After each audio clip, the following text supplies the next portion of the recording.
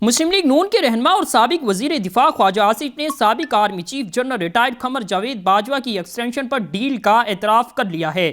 Jio news کے programme capital talk میں صحافی حامد میر سے گفتگو کرتے ہوئے سابق وفاقی وزیر خواجہ آصف نے کہا ہے کہ فیض آباد دھرنا کیس کے فیصلے میں جول ہوتا تو یہ ساری باتیں نہ ہوتی۔ فیض آباد دھرنا کیس کے فیصلے پر عمل درآمد ہونا چاہیے۔ دھرنے والوں کو وہی لے کر آئے تھے جنہوں نے نواز شریف کے خلاف سازش شروع کی تھی۔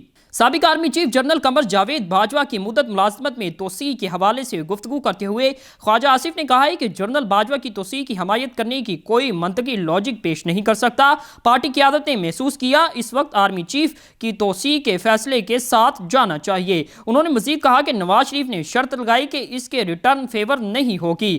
توسیع پر ووٹنگ سے پہلے مجھ سے کہا گیا کہ ریٹرن میں کیا چاہتے ہیں۔ خواجہ آصف کا کہنا تھا کہ مجھے کہا گیا کہ آپ جون میں پنجاب کی حکومت اور دسمبر تک وفاقی حکومت لے لیں۔ میں نے ان سے کہا کہ میری قیادت کی ہدایت ہے کہ ہماری کوئی ڈیمانڈ نہیں۔ جن سے میری ملاقات ہوئی انہوں نے کہا کہ ہم نے اسے بہت برداشت کر لیا۔